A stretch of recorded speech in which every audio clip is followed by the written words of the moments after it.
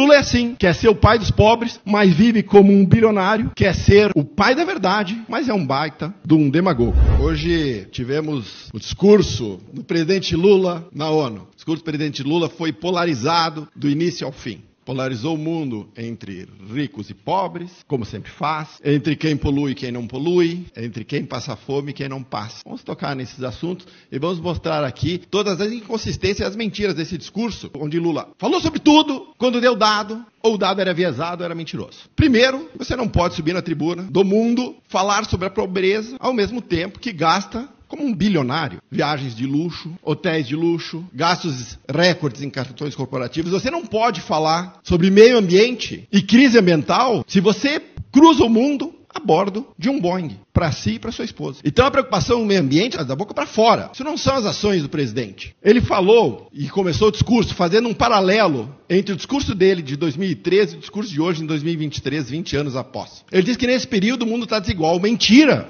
A desigualdade reduziu no mundo. Não reduziu pouco, reduziu muito nesses últimos 20 anos em termos globais. Falou sobre a fome de 735 milhões de pessoas que efetivamente não sabem quando vão dormir se vão poder tomar café, almoçar ou jantar. Esse número existe. Mas ele era muito maior em 2003. Ele mentiu dizendo que existe uma legião de desempregados, desalentados e subempregados que não para de crescer no mundo. Mentira! A taxa de desemprego global está nos menores níveis da história, de 5,8%. Essa é a taxa de emprego do mundo. E caiu em relação a 2003. Aproveitou essa fala para criticar os aplicativos, que está sob a mira do governo do presidente Lula, para ser regulamentado, e que empregam milhões de pessoas mundo afora, que, segundo Lula, colocam em risco as legislações trabalhistas. Esqueceu Lula, que talvez ele não saiba, mas o mundo não usa a legislação trabalhista arcaica, retrógrada, engessada, brasileira representada pela CLT. O mundo, o mercado de trabalho é muito mais livre e muito mais flexível do que aquilo que ele imagina. Aliás, o mundo não tem a justiça do trabalho que condena o Uber a pagar 1 bilhão de multa,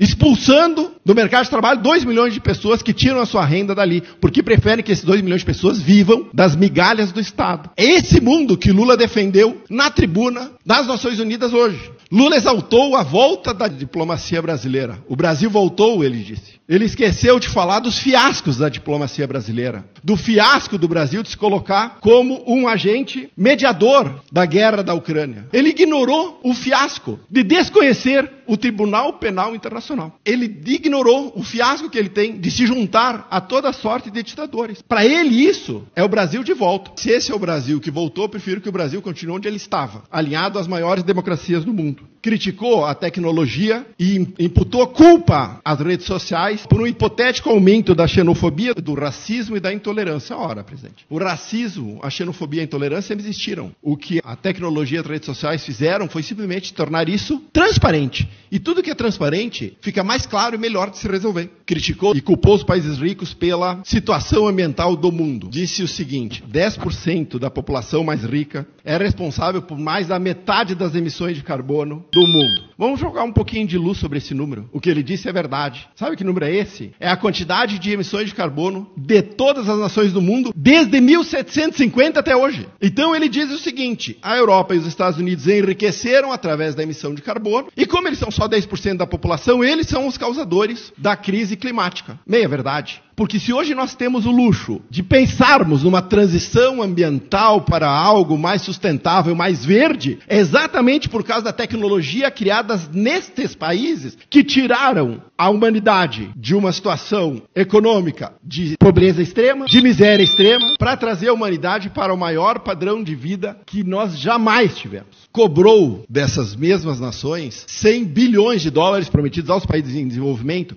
para combate às mudanças climáticas. Segundo ele, não são mais 100 bilhões, agora são trilhões. Pelo jeito, Lula não está satisfeito em botar a mão no bolso do brasileiro, resolveu botar a mão no bolso da população de outros países. Está cobrando uma conta do mundo rico sem que nós façamos a nossa lição de casa. Ele ataca o liberalismo econômico também no seu discurso, abre aspas. O neoliberalismo agravou a desigualdade econômica e política que hoje assola as democracias. Mentira. O neoliberalismo diminuiu a desigualdade, reduziu a pobreza, trouxe o mundo a uma era de prosperidade jamais pensada, nos deu ao luxo de pensar numa transição energética verde. Todas as inovações que hoje nos permitem pensar em hidrogênio verde, em carro elétrico, vieram de nações liberais econômicas? Nenhuma! De economias comunistas ou socialistas? Nenhuma! Zero! Mas ele critica. Muitos sucumbiram à tentação de substituir um neoliberalismo falido na cabeça do Lula, que não conhece outro sistema de economia que não seja essa, dele, do dirigismo estatal, que conduziu o Brasil à miséria, por um nacionalismo primitivo, conservador e autoritário, e ainda atacou os conservadores, a maioria da população brasileira, para variar. Defendeu a liberdade de imprensa, mas esqueceu de falar que seu ministro da Justiça disse para todo mundo ouvir que a liberdade de expressão terminou. Não existe mais. Eu gostaria de saber como é que nós teremos liberdade de imprensa sem liberdade de expressão, já que o presidente Lula jurou regulamentar os meios de comunicação e as redes sociais. E citou crises humanitárias e conflitos globais como problemas que devem ser enfrentados, apontou o dedo para tudo que é lugar, apontou para o Haiti, para o Burkina Faso, para o Gabão, para Guiné-Bissau, para o Mali, para o Níger, para o Sudão. Sabe aonde ele não apontou? Ele não apontou para a Venezuela. Ele não apontou para Cuba. Ele não apontou para Nicarágua e a perseguição aos cristãos. Não existe problema para os amigos do Lula, só existe problema onde ele quer apontar. É como eu sempre disse, a culpa é dele e ele aponta para quem ele quiser.